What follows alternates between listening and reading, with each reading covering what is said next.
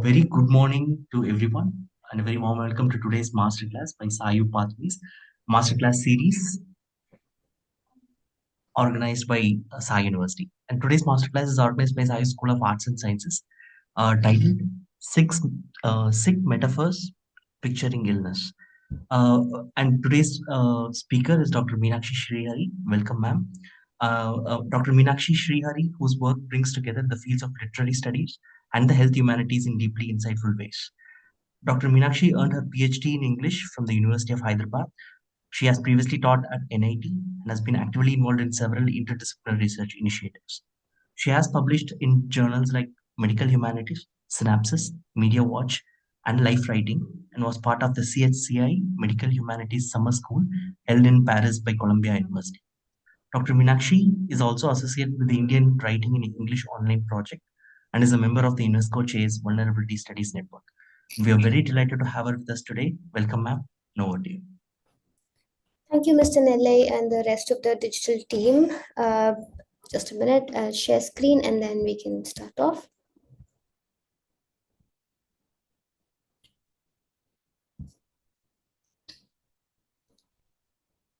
Okay. Hopefully slides visible to everybody. So like Mr. Nelle announced, and please put it in the chat box if you can't hear me or if you want some kind of a clarification in some of the terms that we will be encountering in the talk here. So as Mr. Nelle explained, my talk is titled Sick Metaphors Picturing Illness, and there are two parts to this talk as the title itself declares.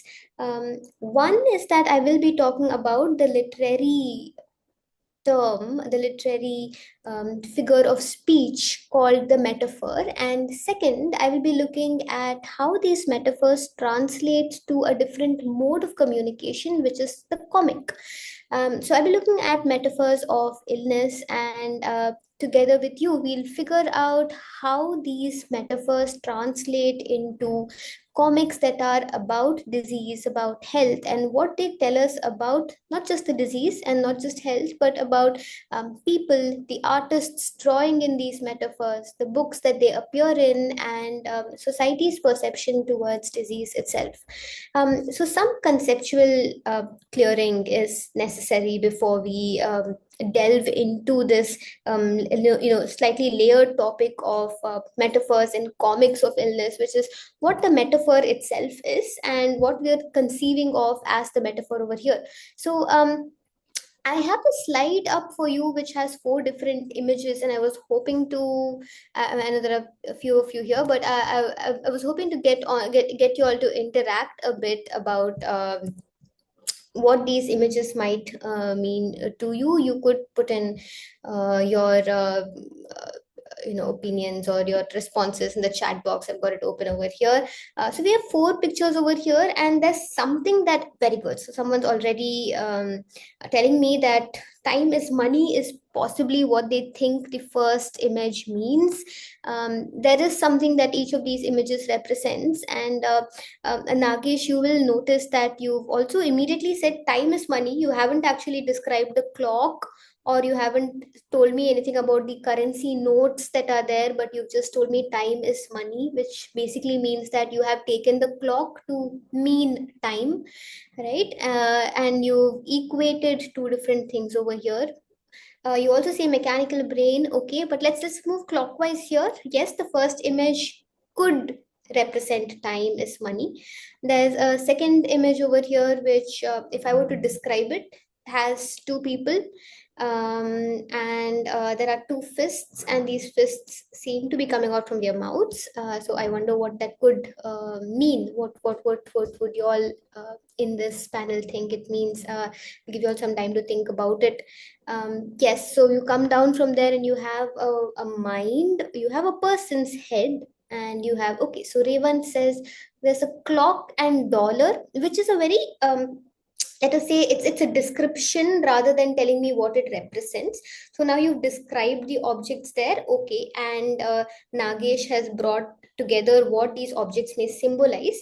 So let's hold it there for a minute before we come to the others and talk about what both of you together have done over here, right? So you've basically described what a metaphor is for me. In its most basic definition, a metaphor is a comparison of two different entities, right? And what we are going to look at in this talk is what a conceptual metaphor is. Okay, so we're looking at, on one hand, an abstract entity, and on the other hand, a concrete entity. What do I mean by a concrete entity? I'm talking about something that is situated in space and time, that is material, that has certain properties associated with it, certain concrete properties associated with it, uh, in opposition to something that is rather universal, that does not have concrete entities unless you situate it in a specific space or in a specific time period, etc.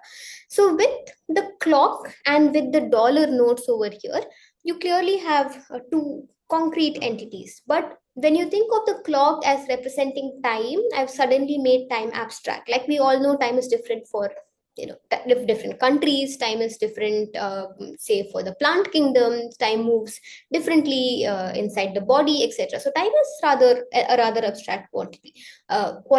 However, when you think of money, it's something that you can quantify. Okay, now let's think of things that we can do with money. We can spend money, we borrow money, you can use money to buy things, you can do transactions with money, right? That's what I mean. You can exchange it for something else. You can be bankrupt, which happens when you run out of money. You can be flush with money, that is, you can be very rich. So there are things that money can be quantified using. There are phrases that I'm using, right? So now we're talking about language over here. Now, when we find out that these qualities that are associated with money can now be mapped on to how we talk about something like time, is when we found out that a conceptual metaphor is in place. Now, let's think about phrases that we use when we talk about time, right? I've given you all of these things that we can do with money. I've told you, you can spend money, you can borrow money, you can exchange money for goods. Can you think of how these actions and these attributes that we generally associate with money can be used to talk about time as well? Like, can you all give me maybe two or three sentences where you can use these properties of money to talk about time? Let me give you an example right off the bat to get you started. Uh, can I borrow your phone for 20 minutes? Right? So you're using time over here, but you're talking about borrowing time, just like you would use it for borrowing money. Or you would say that my time is precious, I cannot spend it with you anymore. Or you would say, all my time was spent on Netflix. A Saturday went away on Netflix, I spent it on Netflix. Or reading books is making good use of the time. Reading books is a precious use of our time. So you see how there's a certain way that you're using the concepts that you use with money and mapping it onto our clock. This kind of metaphor is called a conceptual metaphor, where you're taking two entities and you're mapping on the concepts associated with one to describe another. Now, this second image, as a consultant, I charge $1,000 business consultation. Do you not think that that's a very that is a sentence that talks about money? How will you also make it about time? As a consultant, your time is precious would mean that yes, you are considering your time worth money, and yes, you're charging $1,000, so that would mean that yes, there is a time directly associated with it. But we're not talking about how there is a direct association of money with time. We're just saying that time is considered to have the properties that money has as well. But let's move on a bit so this will become a little bit more clarified for us. You have a second image over here where two people are fighting with each other, but it's not their hands, right? It's something else that's fighting. What's fighting? How do we? Okay, someone has already said vocal fight. What do you think that means? When do you say someone's having a vocal fight? What is the situation in which two people might have a vocal fight? Okay, I'll give you the an argument. Very good. So in a conceptual metaphor, or rather the conceptual metaphor over here is that argument is war, right? So let me just put that down over here so you can look at it.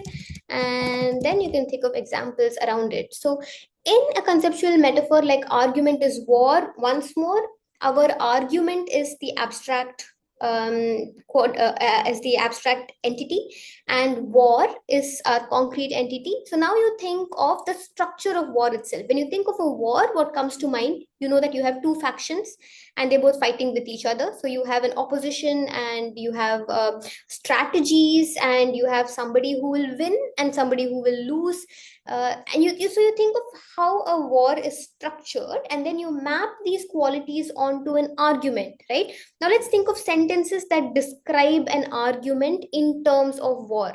um, to start you off, my friend and I had an argument. It was a battle of words, right? So when I say a battle of words, once more I'm saying that it felt like two people were fighting with each other, and it automatically implies that there has to be a winner, there has to be a loser, etc. Think of critics writing, about movies very incisively. You say that the critic hit the weak spot, right? So again, over here, hitting the weak spot is a strategy that is used in warfare, and you're again mapping on this to writing itself, to criticism itself, to an argument, to say that okay, the criticism was incisive, it hurt, right? Hitting a weak spot would mean that you're trying to cause the most offense over there.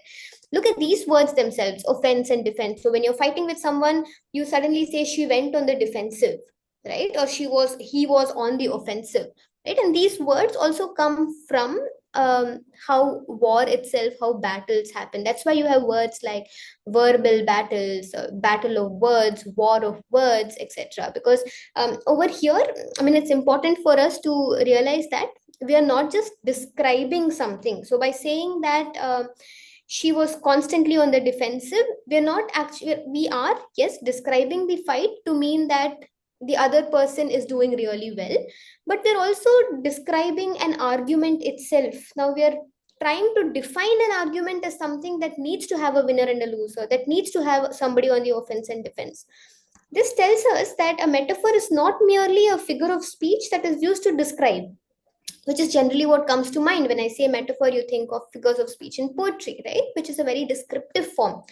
However, what I'm arguing over here is that a metaphor can also construct the world for us, can also construct how we see things, right? If the cultural perception of time has always been something that's very precious, it means that we have the quality of money as being precious is so pervasive that we have internalized it, and now we are using it for something like time. Similarly, when we think of an argument as war, we've internalized the idea of the war, of a war, a battle, so much that we like looking at things in binaries. We like looking at things with, because it makes it easier for us to think of things, since we already have a concept well set in place, well pervasive in culture. We're thinking of that concept as something that can be applied to other things as well. Okay, let's come down over here clockwise. Now I'm looking at the profile of a man's head, and he has, instead of a brain, I see that the person has a lot of gears over here, and someone told me mechanical brain, and if I were to put that into a sentence, then it could possibly mean the mind is a machine. Okay, so if I were to look at mind as a machine, once more, the mind is the abstract quantity, and the machine over here is my concrete entity. Uh, let's look at things that machines do. How do we describe what machines can do? Um, Machines can run well, machines can run efficiently, machines can do a lot of work, machines can rust, um, machines need something to run, fuel or electricity. They need something to run, right? Now, these are some properties of a machine. Now, if you look at the mind, which is a slightly more abstract quality, because what does the mind really mean? There are philosophical debates that ask you this, right? Is the mind the brain? Is the mind the brain plus a sense of self?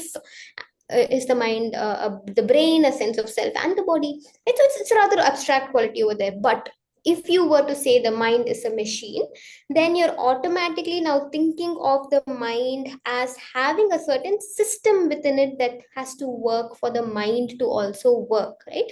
So this is again something called a structural metaphor, where you're trying to think of now words and phrases that we use every day in everyday language to describe the mind, which is based on how we think a machine is. So let's think of things like books are fuel to my mind, or during the pandemic I was so bored that my mind rusted, right? So when we think of phrases like this, we are automatically applying something that we use in one domain to our source domain, which is our mind. Okay, now let's look at this last uh, photo, which nobody has spoken about really. What's happening over here? Even if you don't get the metaphor, can you describe the image? What's happening in the image?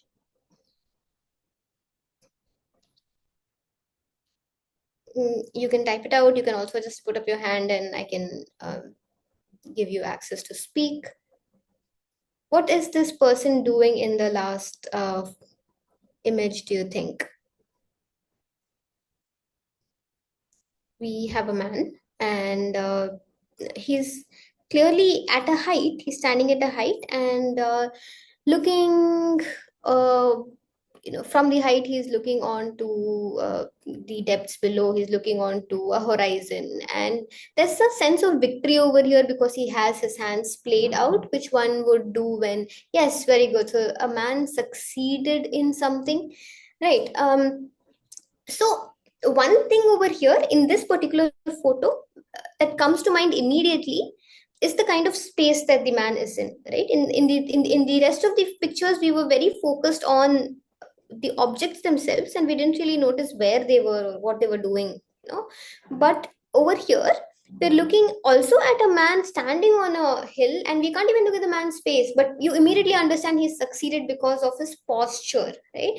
So these metaphors are called spatial metaphors, where whether a man, whether a person is standing, whether a person is sitting, crouching, lying down, all of this implies something about the person's action, the person's way of being, the person's way of feeling, their emotions, etc.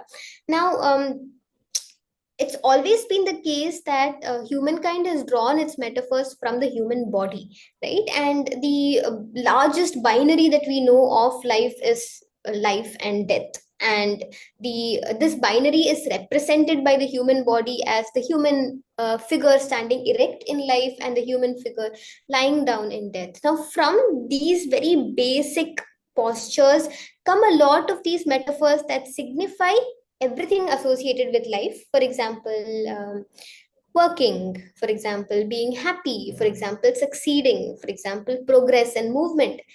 And on the other hand, everything associated with death, for example, sadness, for example, stillness, for example, being idle. So the binary of life and death has also somehow given birth to this binary of positivity and negativity, happiness and sadness, etc. So here you have somebody who's standing at a height. Okay, so it's not near the ground, it's not near this posture that indicates something negative or indicates something that's sad or indicates something that's not life, so or the other side of life, but somebody who's standing at a height. Now if you think of this space being on a mountain standing erect, and if you think of various different ways in which we use space, we use standing or sitting in our everyday language, then you'll get what I'm meaning. For example, you say something like the teacher boosted my morale, right? um, I mean, I scored well, and then the teacher came and told me very good, and that boosted my morale. Why do you use the word boosted over here? I mean, you're talking about the morale rising, which means that automatically your brain has processed that rising is a good thing, it's a good emotion. So where does this come from? It comes from this binary that we've built our entire world around. Saying something like chin up to a friend would mean that, be in high spirits. Saying be in high spirits itself would mean, be happy, rise up. So we're automatically associating. Or you say something like, I feel down in the dumps, which would mean that you feel low, right? You say, I feel low. Or your emojis that you draw of an upturned smile and a downturned smile, they automatically tell us that up means something morally good, or spiritually good, or something that's positive. And down would mean, so I'm not assigning a moral value to this, but I'm talking to you about how these metaphors actually have a very concrete basis in how they come around. They're not abstract. There are properties of life and death that we have mapped on to these directions and mapped on to these spaces. All right, great. You got most of these metaphors, right? So let me just go on to the next slide, which is basically a summary of everything we've seen. So, what is the metaphor? A comparison of two entities. You have a concrete concept and you map the properties of the concrete concept onto the abstract concept. So, you understand one concept in terms of another, right? So, if I tell you the king was the king was a monster, then you understand what a monster is. What should a monster be doing? A monster is not human. A monster is somebody who's evil. A monster is somebody that attacks. And then you put all of those qualities into that of the king. So you no longer think of the king as somebody who's kind, benevolent, etc., but you think of them using the properties of the monster. That's what the metaphor is simply allowing us to do, right? So the argument that I also introduced over here, and that several folks who've studied the metaphor in detail have introduced, is that the metaphor not only helps us describe but also construct. Okay, now this is where I jump from the metaphor, which is something that we use in every literature class. Every poem has a metaphor. Every really persuasive rhetorical piece of writing has a metaphor in it. We jump from here to something that is not verbal but is largely visual, which is the comic. Now, as we all know, a comic is, what is a comic? It is a sequence of words and images. We've all come across the Superman comic or various different superhero comics. We've perhaps grown up reading Tinkle comics. Perhaps the rage now, which is manga comics, is something that we have at some point engaged with. So we all know that there is a certain sequence to these images that exist along with words. They're not just pictures, they're not just illustrations. They're illustrations that have captions to them. And they're not just captions, they're also people speaking. So there are call outs, there are descriptive words, etc. So there's a sequence, a juxtaposition, that is the coming together of words and images when you talk about comics. Comics are also largely reminiscent, or they bring immediately to the focus that there is a person involved who's drawn them. Because I mean, there are digital comics, but there are also artists whose rendition these comics are, right? So they're not photographic as such. They're not immediately representative of a reality, right? They're instead representative of somebody's conception of reality. So if I were to draw a comic about, say, myself, then I would think to myself in my mind, what do I look like? What do I speak like? What are those features that can be represented on paper? Like, should I draw in my hair a certain way? Should I draw in my eyes a certain way? So that the artist, which is me, my conception over here looms large above everything that is drawn in the comic, right? So these are two things that we have to keep in mind before we think of what comics are. One, there's a certain sequence and it's a juxtaposition of images. And number two, the artist's rendition of reality is what we're looking at in a comic. Okay, now, why would we use comics to describe something like health and disease? Now, health and disease and their representations is what I do in my research. I look at literary representations of illness. So I read autobiographies, biographies, comics, movies, digital narratives, etc., which are all about illness and health. And I look at how you can use these literary tools of analysis to see what meanings are hidden in these narratives, right? So this whole field of the comic intersecting with health studies is called graphic medicine. And what graphic medicine or comics about health can do is that it can bring in, like you see in the second point on your screen, it can bring in perceptions, that is what people think of illness, and experiences, which is what people have experienced about illness, right? So, for example, you might perceive of a fever as being painful, but you might experience it as not being painful but being very uncomfortable, right? So is there a way to marry both of these? Is there a way to marry what everybody thinks of something and what you experience of something in a picture, right? So when you do that, you'll automatically see that our conceptual metaphors are playing a very important part here, because on one side you have something that's abstract, what you think of something. On one side you have something that you've experienced, so something that's very concrete, and you're mapping both of these. So we are going to look at in the rest of the talk a few examples of comics where I think that the metaphor, the conceptual metaphor, is exceptionally strong, and the metaphor is actually being used over here to tell us something both about the abstract entity and the concrete entity. Right. Let's look at the first metaphor that I want to explore, which is illness as a game or illness as play. So over here, I have a panel. This is actually, you see that there's a gap between the woman's head and the rest of her body over here. That's actually two different pages of the comics that I've taken a picture of vertically, right? So the first part is in on one page, the second part is on another page. But if you turn the book around and if you look at it in this particular orientation, you'll see the entire body of the woman very clearly. Right. So it says inoperable, and I'm very sure the rest of the words are very clear to you. There's a description of what's happening with the woman over here. Um, Now, the image over here signifies that the woman is inside a box, right? And there's some kind of a tool, an instrument that is attached to the box. Now, this image is from a game that's called Operation, which is generally something that people play with as a mock-up of a doctor and a patient situation. So in the original game, you can use the instrument to conduct operations on the patient inside the box.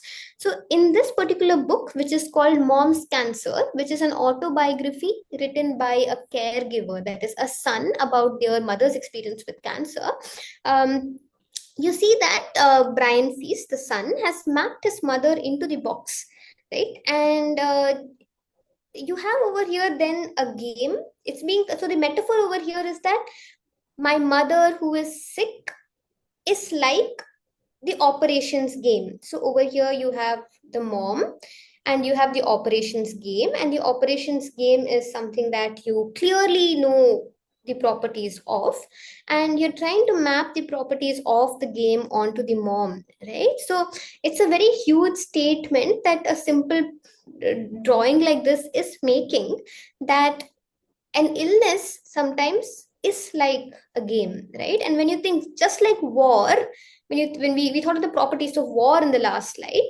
you think of the properties of a game. You know that a game has an opponent, you know that a game has a winner, a loser, you know that a game has strategies, you know that a game has tactics, but you also know that a game is not real life, right? If you lose a game, you don't really actually lose in life, right? However, over here, when you think of something like cancer or something like a chronic illness, you know that there is some kind of a loss involved over here, right? There's also the whole cutting up that's very interesting, because here the authors again making an insight that during surgeries or during large procedures that are involved, in a disease like cancer, like for example, the surgical removal of a tumor, etc., the body is literally being cut up. So there's a certain very interesting but very also subversive, which is a rebellious mapping of the properties of the game. So it could be a statement that says why do medical instruments treat the body like a game? It could also be a statement that says, we do not know what the outcome of this disease is going to be. It's like a game. You just have to go ahead and play it. Um, from the same book, this is a different example of how mom walks on a tightrope. This is again a metaphor. The mom isn't actually walking on a tightrope, but this is what the writer thinks his mother is going through. So he talks about how the mom is walking on a tightrope, and if you just describe the elements in the first panel, you'll see that there is a large tub of water below them, but there's also a, a very mysterious tail outside of which means there's something dangerous there, probably a dragon. There's an elephant on one side of the stick that she's using to balance herself, and there's something very small on the other side, which means that it's going to be difficult to balance as well. And suddenly in the second image, you see that the rope has caught fire, and the third image, you see that the person who's walking the rope has lost vision has become blurry. So now now that we've read the images, which is basically that of someone walking a tightrope and several, let's say, obstacles being added in each panel, let's come back to the words over here. The first panel says a milligram of this, a milligram of that, test, repeat. The second one says toss on steroids, anti-seizure drugs, the chemo itself. And the third one says this is getting way too complicated, right? So now you have the mapping very clear over here, right? Because you have the disease, the treatment of the disease, which involves first a milligram of this, a milligram of that, and then what he's basically telling us is that incrementally the number of treatment options and the treatment, not just options, the treatment procedure itself keeps increasing. And he's comparing that to the life of the woman, which seems like she has to first deal with this and then deal with something else, and how is she going to complete this game at all. um, there's also a very interesting insight that one can make in a comic like this, which is that yes, one, it seems like a very dangerous game, right? But second, also that these kinds of games, right, walking a tightrope, where there are several obstacles that are thrown on you, is also a kind of spectacle, right? It's for other people to see and enjoy, right?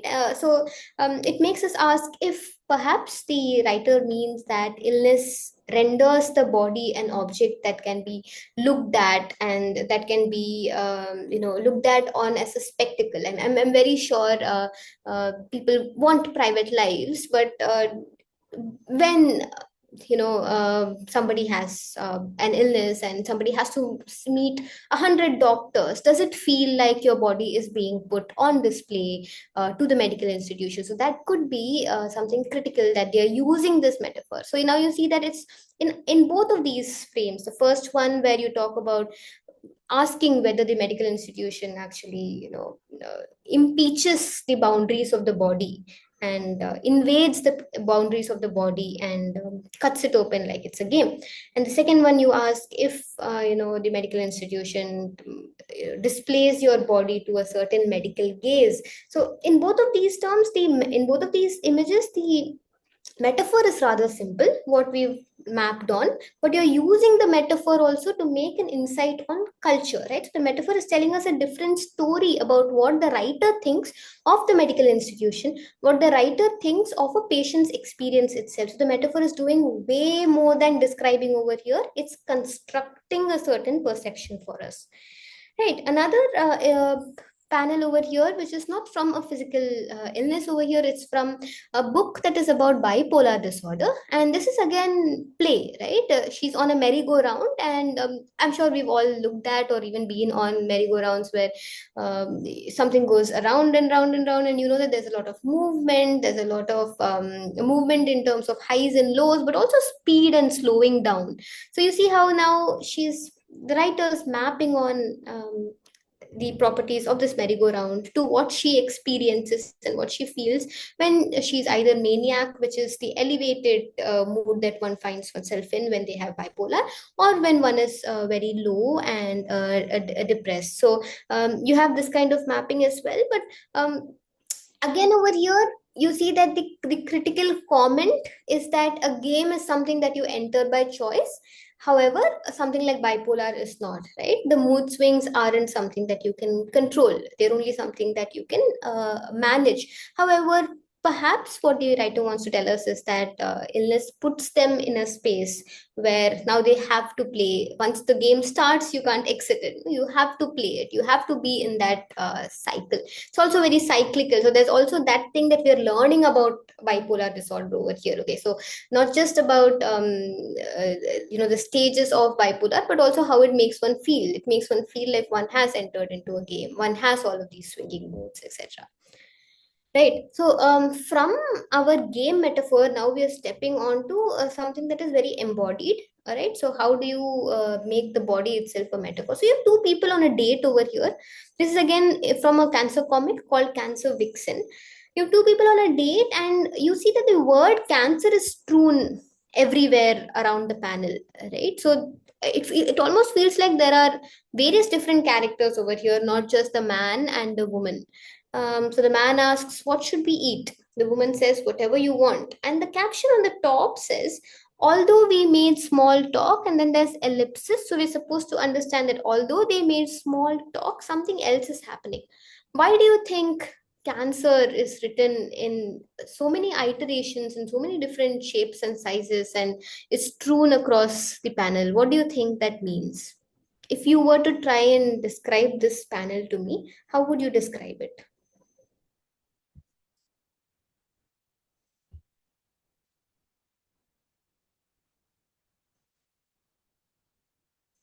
Why do you think there's cancer everywhere? What do you think that says? Are they, I mean, is this a wallpaper in the restaurant that says cancer? That's not very likely, is it?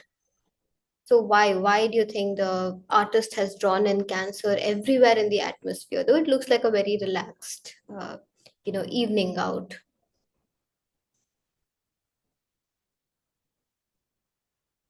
Okay, let me introduce that. I think that the cancer over here might perhaps mean that while they are on a relaxed evening out, while they are making small talk, there's something larger that's perhaps on their minds, right?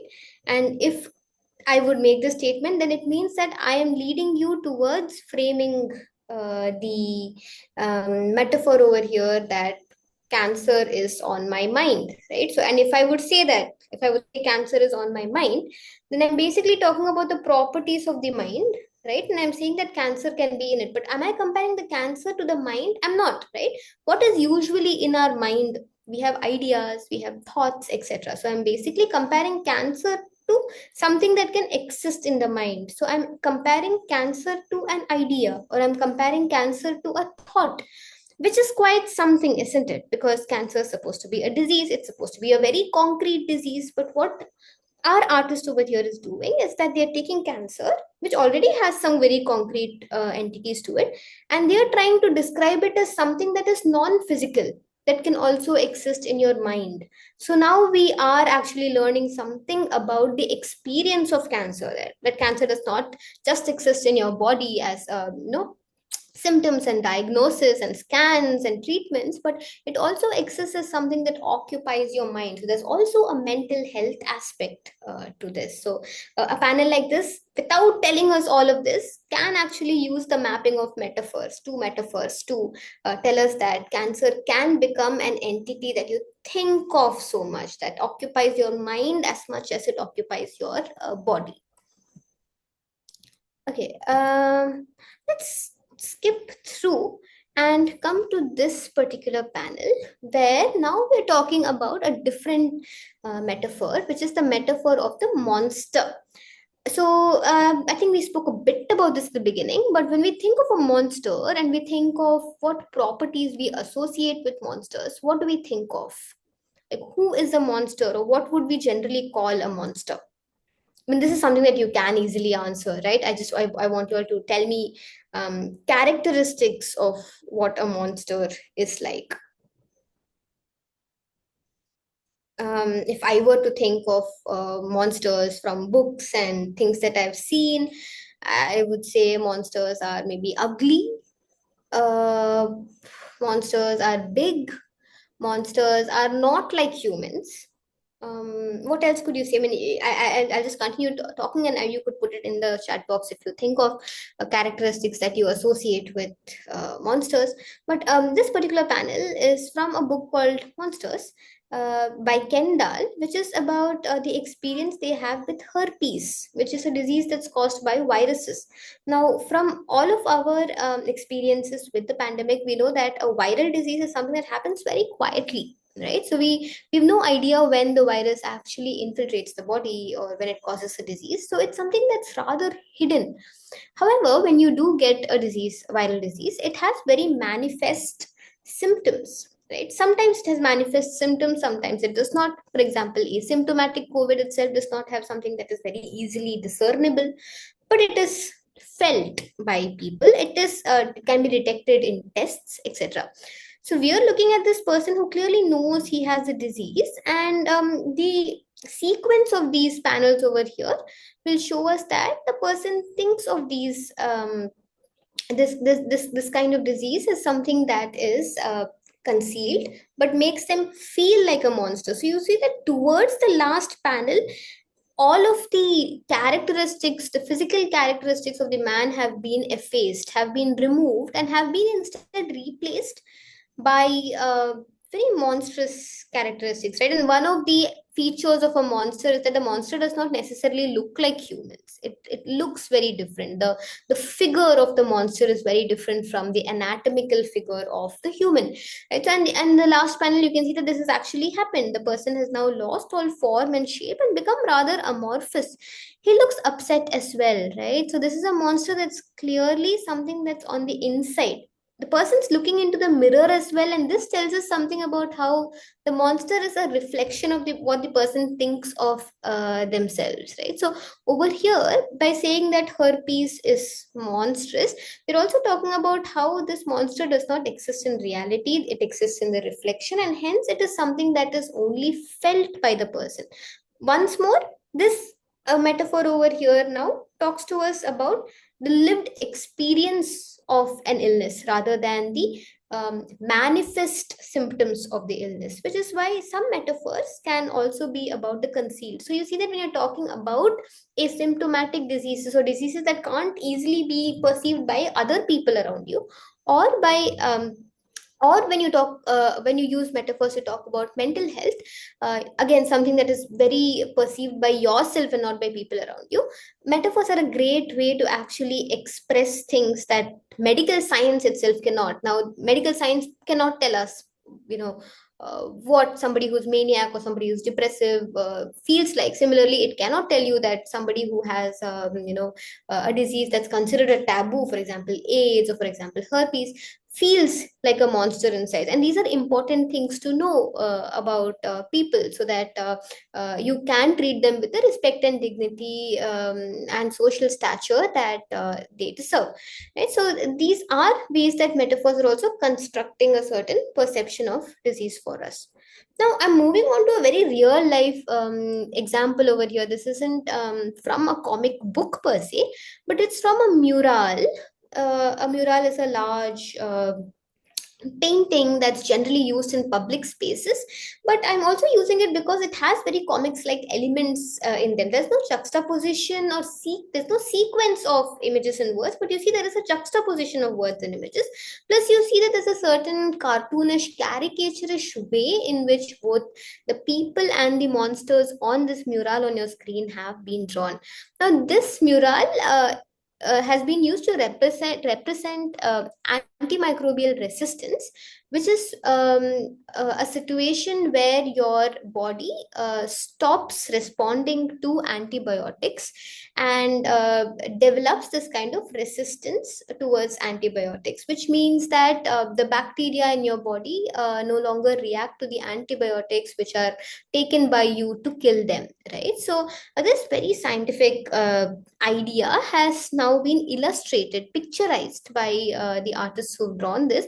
And over here as well, you will see some of our metaphors, some of the metaphors that we've spoken about before, like that of the war. Come in, right? So we said that a war has two factions. You clearly have two factions over here. we saw that the war needs to have a defensive faction and an offensive faction, and you can see that as well over here. And we also looked at how in a battle somebody has to win, somebody has to lose. Now we don't really know what's happening off that over here, which could also be an insight to say that this is an ongoing battle. Now some things that I've looked at in this particular mural, and I have a piece of writing about this up there if you'd like to go read about it. You just have to Google antimicrobial resistance in my name and you'll probably find it. Now, over here, you see that while microbes or the bacteria or the virus are supposed to be really microscopic, they're drawn on the same scale as the humans. They're all the same size. Now, what does this tell us? I mean, what could this mean? How would you interpret this? Possibly that the microbes have become a huge problem, right? There's also all of these people coming together on the right, and you see that there are all kinds of professions over here that are represented. You see that the people aren't just common citizens, but you also have students, and very interestingly, you have them holding up placards like it's a protest, right? So there's a certain collectivizing over here. A protest is a scene of people getting together for a certain cause, right? So you have all of these folks who are coming together to do something against these superbugs being the term given to germs that have, or microbes that have developed this kind of resistance towards antibiotics. So you have a collectivization that's given. You also have these pills at the bottom, which is a very interesting thing, because you usually use pills to save you, right? So the pills should be on the other side of the microbes. However, over here you see the microbes are standing on top. And what have we spoken about spatial metaphors, that when something is on top, it means they're winning, it means it's something positive. If something is at the bottom, it means that there's some kind of a loss associated with it or something negative associated with it. So you have the sense of domination of the microbes over the pills over here. But the pills are also on the other side of the humans, which means that the humans must also look at the pills as something that they must not overuse, that they must use responsibly. So all of these metaphors tied together with the shield in the middle, which says resist the resistance, use antibiotics responsibly, which also, ties it together for us, tells us that yes, what we've thought about the metaphors is correct. Right. So this one is the last image of the lot. I wanted to talk about one particular comic strip that has been drawn by students after a workshop that a science communication team conducted with them. It's called The Viral Savior, and I'm unsure if you can discern the words on the page, but you'll see that they're talking about the bacteria, the good bacteria and the bad bacteria, as friends, and they're representing them as Archie and Jughead, who, as we know, are characters out of the very popular comic series Archie, where Archie is somebody who goes to high school and has a bunch of friends and they have adventures together, right? So in this particular comic strip, you see that the bacteria are personified, and the bacteria are not just personified, but they're also given some moral qualities like good and bad. And the good bacteria are those that respond to antibiotics or that help the body, and the bad bacteria are those that mutate and fight the antibiotics and cause diseases, right? So putting it into these metaphoric um, frames of something being good, something being bad, also using metaphors like Archie and Jughead, who are characters that most young people would associate themselves with, helps us on two different planes, right? One, it makes something that is usually found within a medical ecosystem as something of public knowledge. So you are translating domain information using words and using contexts that probably are popular and are more relatable. The second thing is by using moral attributes that the common public will easily relate with, like good and bad. They're very simple, just like our war has a winner and a loser. They're very simple, but they're also things that people associate with strongly. So by mapping these metaphorical qualities onto, mostly lifeless bacteria, you're actually helping people understand and perhaps take a stand as well as to which bacteria they would like to foster, or which bacteria they must actively take steps against resisting. All right, so I think these are the comic strips and panels that I wanted to talk to you about. We've looked at a range of metaphors in this talk, starting with our basic metaphors that had nothing to do with illness, to how illness representations use metaphors of games, the monster, and superheroes to talk not just about the disease and the people experiencing the disease, but also larger cultural perceptions of disease and what artists are doing to resist these common perceptions. Basically, representing illness using metaphors in comics gets us to ask these questions. Why are some metaphors more prevalent over others? Why is it that we would like to map everything in the using the frame of a battle or a war or a fight? What does that tell us about our attitude towards war itself? Or what does that tell us about how war has become very pervasive today? How war has become something very common today? Do these metaphors change over time? When did the mind as a machine metaphor come about? That's very interesting to ask. It came about during the Industrial Revolution, when clocks had been invented, when people were talking about gears, when people were talking about machines, and people were comparing the mind, the structural integrity of these machines to the structural integrity of mind. Um, right now, things have reversed, right? People are asking if machines can think, right? So people are asking if chat gpt can think, if generative AI is thinking. So the machine has now been mapped on to this a reverse mapping, where the machine has a mind, has become the metaphor that we are looking at. So the metaphors do change over mind. They progress depending on how what developments you see in culture and science. Do metaphors do justice to individual experiences of illness is also something that we must ask. Sometimes metaphors become so pervasive that we start looking at, like I said, our argument was that metaphors can also construct. So we start looking at objects around us through these metaphors, which sometimes do have the danger of eliding over individual experiences. Somebody might have an experience which cannot be mapped to the metaphor at all. All of these lived experiences of illness that we've seen, for example, there might be a dimension that the metaphor does not cover, but since the metaphor is in place right now, there's also negative metaphors. For example, if you call somebody with AIDS a monster, and that becomes concretized in society, then somebody might feel very victimized, and it is something that will go against their basic rights of being a dignified citizen living in society. So there's also the fact that metaphors, when they translate into becoming stereotypes, can be very harmful for individual lives. Right. So I think perhaps we'll open this out to questions. If you have any, if you don't, I'm very open to you emailing me. You can find my email on the university's website, and we could continue the conversation there. But thank you so much for attending so far. Uh, Nele, I think we could open this out to questions if there are any. No, ma'am. And thank you so much for this wonderful session. And participants, I think it's time for questions. If you have any questions, you can even post in the chat box. So, and ma'am, just quick, Yes. question from our end. So, let's say, for example, we have seen courses in the past as foundation, like writing and communication, right? Yes. So that is a course. Yes. So, and literature as a minor, yes, that's a course, and we will, had a session right now. Yes. So, if let's say, for example, we have tech courses, we have business courses, right? Yes. So, people who wanted to pursue literature as a minor, right? So, how do you, how can they use that? What is their interest towards it, or how do you suggest that they can also pursue minor on literature?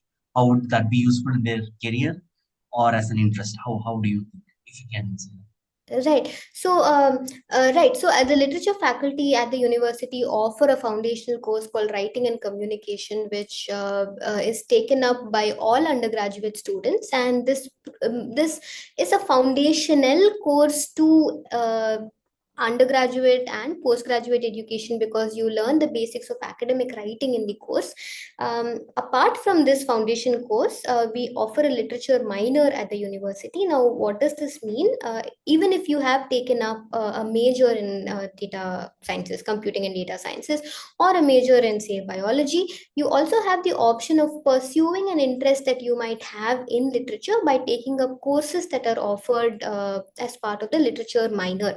Now, this is exceptionally useful. One, of course, yes, if you've had the interest in literature, but you ended up taking another major and you want to pursue this, or if there are two, three things that you are interested in and you want to use your time as an undergraduate student to experience what other disciplines have to offer you. Now, these are two very large reasons for you to explore what minors are offered outside of your own major and take them up. So you can take up courses in the literature minor if you're simply interested in reading and writing or the world of fiction, and you would like to use your time at the university to also become familiar with it. The other thing also is that um, I'll just come to your question in a minute. The other thing also is that like you've seen through this presentation, literature classes generally involve a lot of close attention to detail, a lot of critical thinking as such, a lot of thinking about issues and problems of the society that are represented through words. And these are things that generally are of great help to you when you look at careers outside of tech, or careers in say NGOs, or careers in administrative services, careers that involve communications, if you're going into advertising, for example, or if you're looking at a master's in something like media studies or literature. These are courses that give you a good foundation to, even thinking of these as careers. There's, of course, there's teaching, but there's also higher education. There's also an education, a career in media fields and communication fields that courses in literature can definitely help you get. I hope that answered your question, Nalai. I'll move on to Nagesh's question. Okay. Yes, ma'am, you very well said. Thank you so much. Yes, you Okay. can. So Nagesh says, "Hi ma'am, interesting class. Thank you. As chat GPTs are taking over writing online, how will be the scope for literature as a field of study, and where can this be applied in the job roles?" Okay, that's a very good question to ask, and I think the answer is also something that's been going around right now. Along with the pressing question, the answer is also that now that GPT has come in as a generative text generation software, let us say, in its most basic form. What's really missing there is context specific writing, writing with human values in place, forms of communication other than writing that literature can bring in. For example, reading a situation or reading a room that you cannot really use GPT for.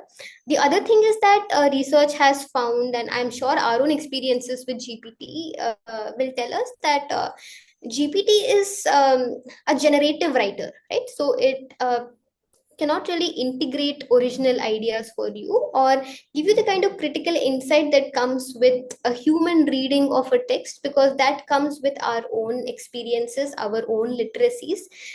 So there is something that a methodological training in literary studies will give you, an exposure to various different historical contexts, real contexts. So it's a disciplinary mode that will train you to look at various different things. So if you're learning Shakespeare in a literature class, does not mean you're going to use the methods to read Shakespeare only to read Shakespeare henceforth. You're going to use them. For instance, we started off with metaphor, which is a very poetic device, and we're using it to read cancer, right? So literature can be instrumentalized in certain ways to read things. You also talked about how can this be applied in job roles. One, it massively improves your writing skills and your skills of articulation.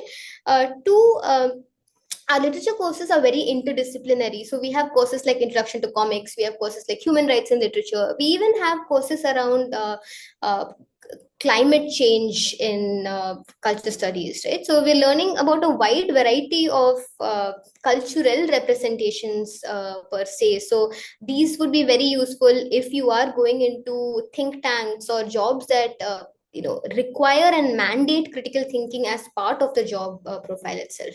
Revant asks, ma'am, do you think writers of today use ChatGPT for publishing books? Yes, I do. And I also think that the publishing industry is getting smarter by day, and so are readers. So it's while it is difficult to, I think at some stage it is difficult to discern human writing from other kind of writing. It mostly is not a very difficult task at all. I would encourage you to go and look at. I think it was the New Yorker that conducted a very interesting experiment where they got GPT to frame a series of stories and a writer to write a story around the same theme, and then they asked the audience to guess, and you know what, the audience managed to distinguish very easily between stories generated by GPT and stories generated by the writer. Like I said, all GPT can do is serve as an adaptation machine. It can use algorithm to complete a sentence, but there's no generative mechanism for an idea as such, which human beings can give us. Okay, your opinion on, if I'm pursuing BBA and take literature as a minor, will that be a weightage to my profile? I do think so, yes, because um, the management field also mandates that you have excellent articulation and communication skills, that you write efficiently, that you also use a lot of creativity, bring in a lot of creativity in how you strategize. So that those are things that you will experience in classes of literature. Uh, I think that marrying something that's very industry oriented with something that has a very strong liberal arts focus, like literature or even philosophy, you have a wide variety of minors that you can choose from actually, is very strengthening to your own profile. Plus it builds up several skills alongside those that you learn in your core discipline. Right, any other questions?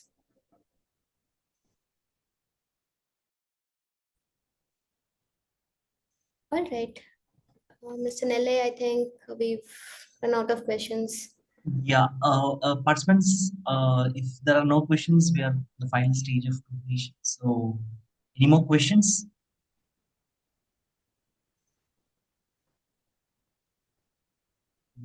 And we